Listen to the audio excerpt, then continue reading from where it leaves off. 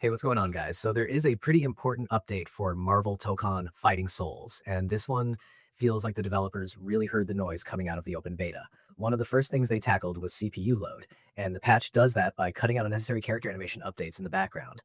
That sounds like a tiny technical tweak, but in a fast game like this, that kind of cleanup can be the difference between something feeling sharp and something feeling like it is dragging its feet.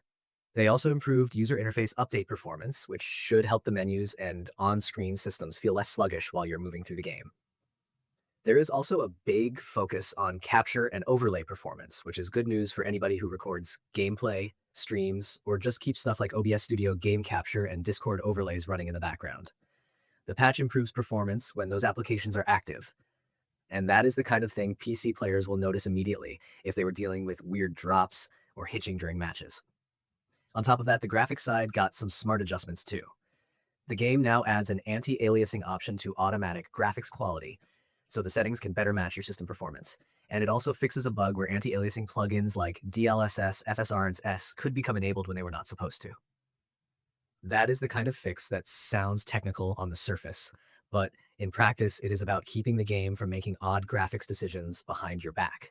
They did not stop there either. Background characters and stages now have more control tied to the custom graphics and effect quality settings, and the medium and low background character options now lower CPU load by reducing how often those characters update.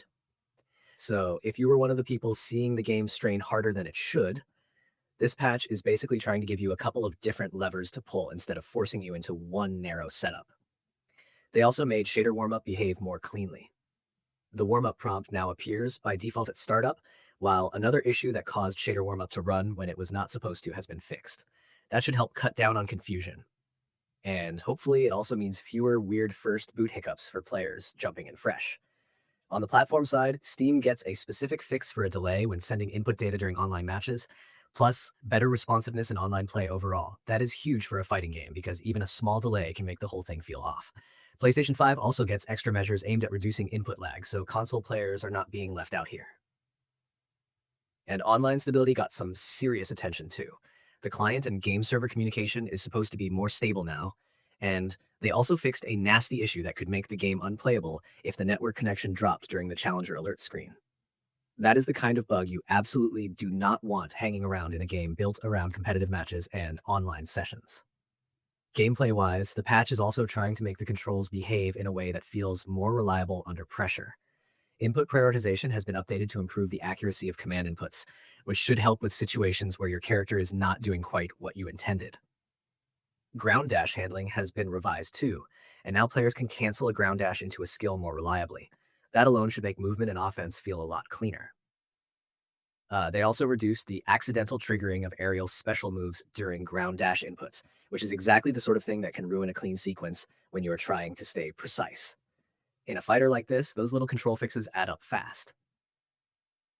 There is a decent amount of bug fixing in here as well, and some of it is the kind of stuff that only shows up once a lot of people start hammering the game in the real world. For example, they fixed a multi-monitor issue on PC where the game could switch displays by itself, which is the sort of thing that instantly breaks your focus mid-session.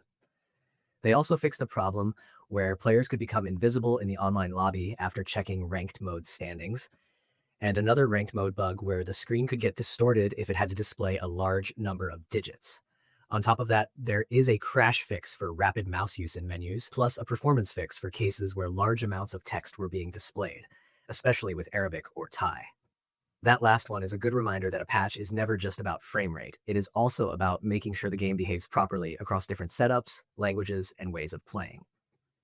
So when you put all of this together, the patch reads less like a random tune-up and more like a direct response to the beta conversation. The PC side clearly got the most attention, which makes sense after the feedback that came in, but the update also reaches into online stability, input feel, menu behavior, and general reliability. That is the kind of launch patch people hope for when a game has already had a rocky technical reception before release, because it shows the team is trying to steady the experience before players really sink their time into it.